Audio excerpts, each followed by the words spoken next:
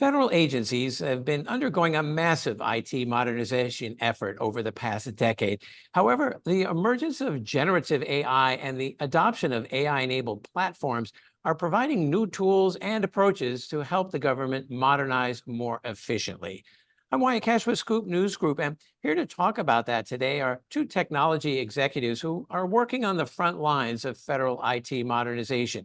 Beginning with Ben Snively, Director and Senior Principal Technologist at Amazon Web Services, and Ross Autry, AWS Partnership Executive, U.S. Federal Government at IBM.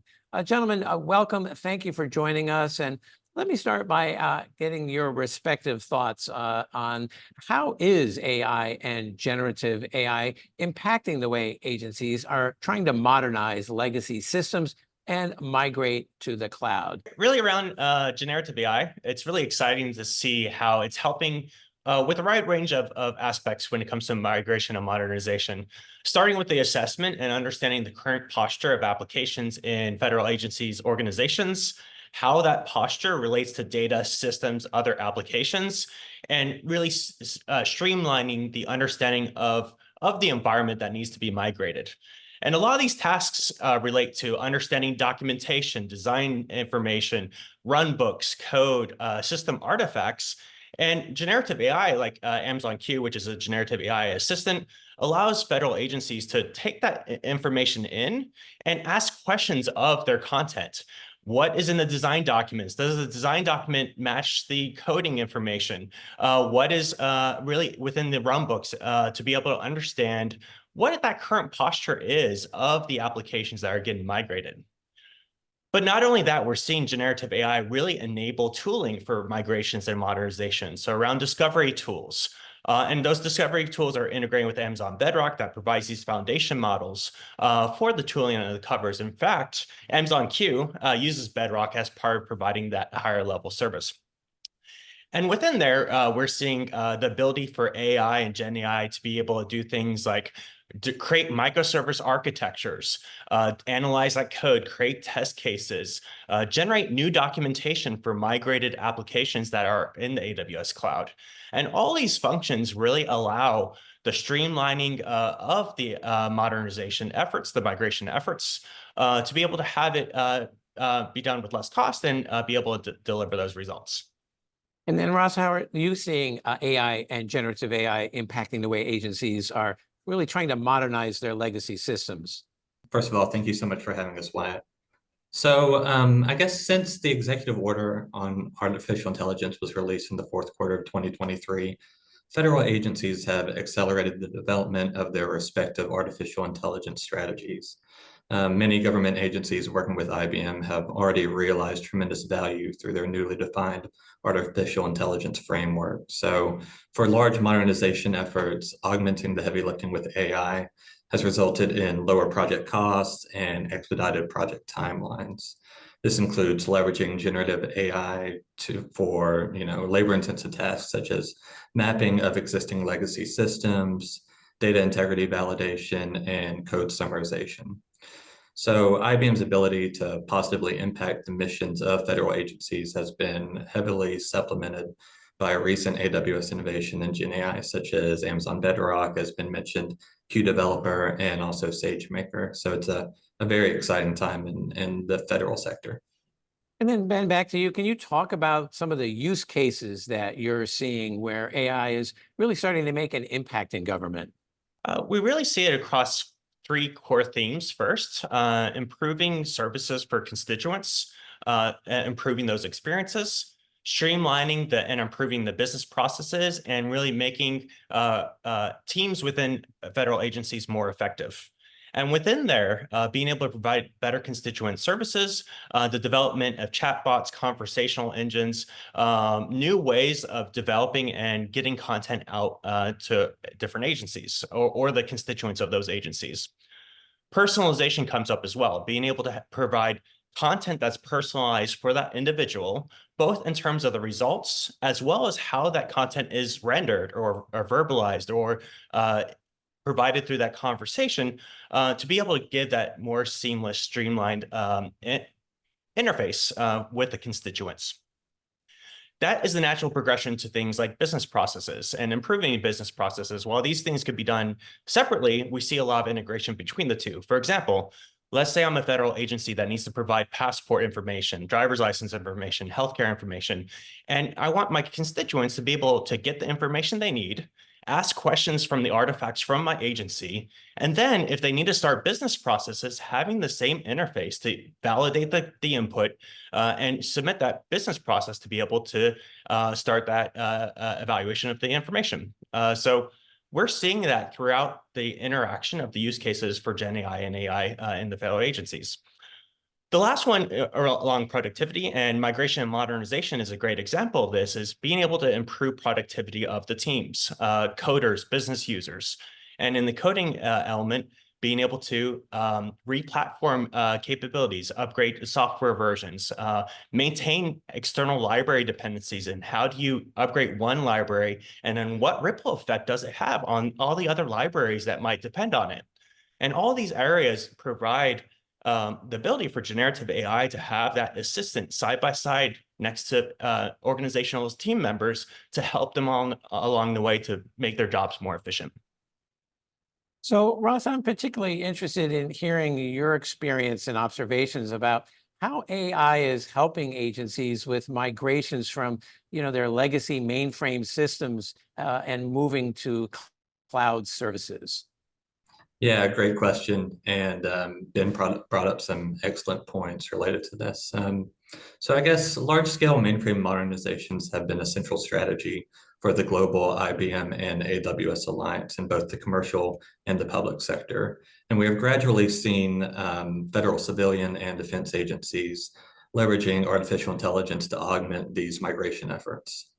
In assessing mainframes, IBM has evaluated legacy code using Amazon SageMaker to summarize the system processing functionality, create data models, and suggest business rules using natural language.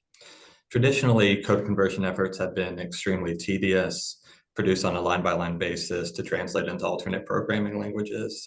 Gen AI has enabled large-scale conversions to take place by summarizing the logic of the existing code base and using, the appropriate foundation model in this case. So the resulting summarization informs the project team's modernization strategy and augments refactoring efforts as well. IBM has leveraged AWS Gen AI services to convert from a legacy language like COBOL, for instance, into Java while building the desired functionality into the preferred language. And this is kind of an exciting and novel approach that has resulted in drastically reduced project times and costs. So it's been a big benefit to our federal clients at IBM for sure. Another area I'd like to explore with both of you is, can you talk about some actual examples in government of how AWS and IBM are helping not only modernize agency systems leveraging AI, but also helping with issues like AI governance and scaling from proof of concept to product? Definitely, and this is a great question and a great topic. So IBM has produced tremendous value for government clients by integrating AWS services into our offerings, and this has been particularly prevalent in the federal market. For instance, IBM worked with the Veterans Benefits Administration within the U.S. Department of Veterans Affairs to augment the collection and processing of veterans benefit claims. The Veterans Benefit Administration, or VBA, receives more than 14 million physical and electronic documents annually from veterans to substantiate benefit claims. The staggering amount and number of documents kind of overwhelmed existing VA operations, resulting in longer wait times for veterans regarding their potential benefits that they were waiting on. So IBM's Gen AI as a service platform called Atom was developed using Amazon Recognition and SageMaker, and then implemented at the VA to summarize written correspondence, assist VBA caseworkers with processing efforts, and additional operational aspects of processing these claims. And these advances help the VA speed up processing times substantially in some situations where a potential beneficiary was waiting 6 months, the wait time was now 6 hours. So pretty tremendous improvement on the existing operations there. So, we're coming out of the Memorial Day weekend here in the US, and just last week it was announced the VA has processed its 1 millionth approval for PACT Act benefits related to toxic burn pits, which were present in historical eras. And the VA continues to set agency records for claims processed as well. So IBM is extremely proud to work with the VA and help deliver these essential benefits to our veterans. And Ben, can you add your perspective on how you're seeing AI helping agencies deal with things like AI governance and scaling and, things like proof of concept to product? It's a really great example of being able to use really the right tool for the right job, leveraging Amazon SageMaker in this case to be able to provide that document processing of form information for the VA through IBM's partnership and integrating that with capabilities that are at the AI API level. So at the API level, being able to do computer vision to be able to process information, images, documents coming in, and then integrate that at a level of components where you have fine-grained knobs to be able to control the ML elements within SageMaker. So it's a really great example there. And then lastly, gentlemen, what else should agencies know about this partnership that AWS and IBM have in working together to help benefit federal agency? Ross, from your perspective? Definitely. So historically speaking, IBM has kind of an impressive pedigree when it comes to innovating with the US government. We've been lucky to collaborate on several of the most consequential projects of both the 20th and 21st century so far. So while IBM's history of innovation in artificial intelligence is well known in popular culture with examples like Deep Blue and Watson on Jeopardy, in the past 18 months, we've really reached a tipping point in terms of this technology's practical application to benefit the US populace. So when you think about the global IBM and AWS alliance, it was formalized about 5 years ago. And in that time, the federal market specifically has grown to be our largest practice worldwide. IBM and AWS continue to develop solutions that cater specifically to the federal market and their unique requirements. So presently, the government's focus on safe, effective adoption of artificial intelligence has allowed both IBM and AWS to collectively leverage our shared expertise to benefit our federal stakeholders. And Ben, where else are you seeing agencies being able to benefit from the partnership between AWS and IBM? It really being able to have the best breadth and depth of services when it comes to AI and ML among all the other capabilities we provide in the secure environment. So we provide environments at the unclassified, sensitive, classified, secret and top secret classification levels, and meeting the compliance requirements that you need related to FERPA, HIPAA, and those sorts of things to be able to leverage those eligible services.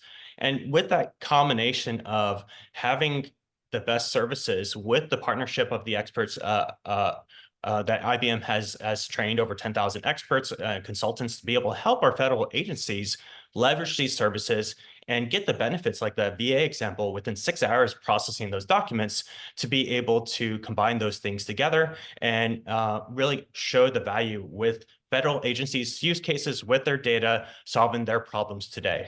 So those sorts of things that really resonate through the partnership. Well, Ben Snively and Ross Autry, thank you so much for taking a few minutes to join us here and share your respective insights on how the partnership between IBM and AWS is benefiting federal agencies, particularly as they look to capitalize on generative AI and AI to modernize their systems. So thank you very much, both of you, for joining us. Thank you, Wyatt. Thank you.